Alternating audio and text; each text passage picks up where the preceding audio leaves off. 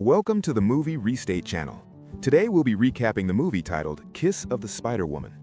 Luis Alberto Molina had learned over the course of 3 long years that prison was not just a place of locked doors and concrete walls, it was a slow, deliberate erasure of dignity.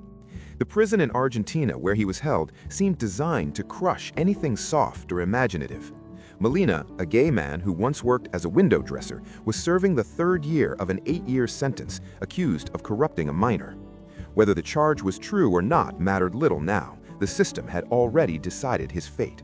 To survive, Molina escaped. Not physically, his body remained trapped behind bars, but mentally he traveled far beyond the prison walls. While other inmates hardened themselves or broke entirely, Molina retreated into a shimmering inner world inspired by the movies he adored.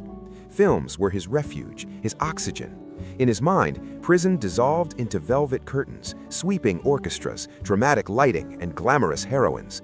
Above all others stood Aurora, a radiant, vampish diva who appeared again and again in his fantasies, playing different roles, but always captivating, always larger than life.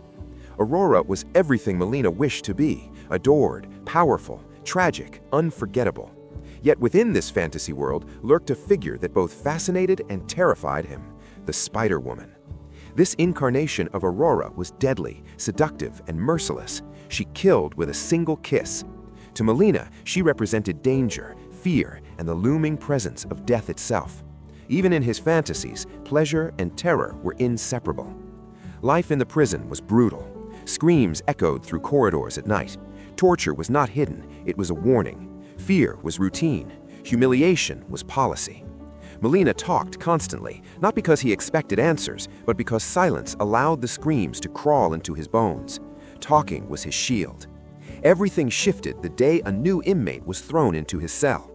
Valentín Paz arrived barely conscious, his body battered and swollen from interrogation. He was a Marxist revolutionary, accused of subversion against the state, and his appearance told a clear story. The authorities had already taken their pound of flesh. Molina, despite his own fragility, immediately went to him. He cleaned his wounds, fetched water, and whispered reassurances. Caregiving came naturally to him. It was how he expressed love, how he found purpose. To distract Valentín from pain, and perhaps to distract himself, Molina began telling him about movies. He described Aurora in lush detail, the lighting, the costumes, the way she moved. Valentín, however, was not amused. Weak, irritable, and suspicious, he had little patience for fantasy. He wanted silence, space, control.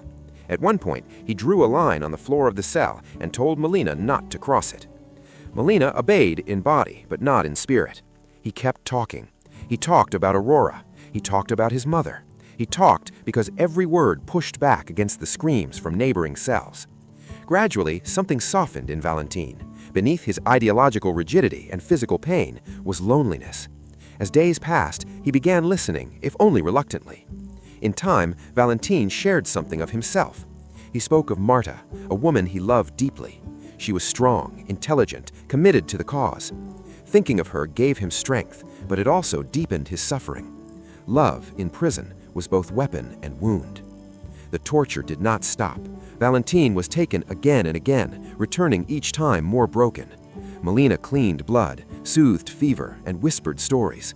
Often as he worked, he imagined Aurora beside him, comforting, guiding, reminding him that beauty still existed somewhere in the world.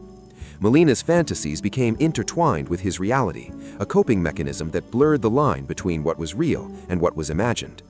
One day, the prison director summoned Molina. The news was devastating. His mother was gravely ill. He would be allowed to visit her, but only if he cooperated. The price of mercy was betrayal. The director demanded the name of Valentín's girlfriend. Molina was torn. His loyalty to Valentín clashed violently with his love for his mother. Under pressure, he deflected, offering something else instead. He confessed a secret of his own, that he loved a man named Gabriel, a waiter who barely acknowledged his existence. Gabriel was kind but distant, and his indifference had broken Molina's heart long before prison ever could. This vulnerability shifted something between Molina and Valentín. For the first time, they saw each other not as ideological opposites, but as wounded human beings. A fragile friendship began to form, built not on agreement, but on shared suffering. Soon after, Molina fell violently ill. He experienced severe cramps, nausea, and hallucinations. The truth emerged too late. The food had been poisoned. It had been intended for Valentín. Molina, by chance or fate, had eaten it instead. He was rushed to the prison hospital, drifting in and out of consciousness. In his delirium, reality dissolved completely. His mother appeared, gentle and sorrowful. Aurora appeared too, but this time as the Spider Woman. She spoke softly, seductively, promising release, promising peace. Molina hovered between life and death, unsure which world he belonged to anymore. When Molina was eventually returned to the cell, Valentín began showing the same symptoms. Panic set in. Molina feared that if doctors intervened, they would use the opportunity to extract information through pain. Acting on instinct, Molina hid Valentín, tending to him in secret, risking punishment or worse. As Valentín suffered, he opened himself fully. He spoke of dreams beyond revolution, of a life where love and justice might coexist. Molina listened with devotion, responding with stories of films, of beauty, of imagined endings where no one was punished for who they loved. Their bond deepened into something unspoken but undeniable. Later, Molina was granted a short phone call with his mother. She sounded weak but proud. Molina told her he would be released the next day, rewarded for good behavior. The promise of freedom hung in the air, fragile, intoxicating. That night, Valentín made a desperate request.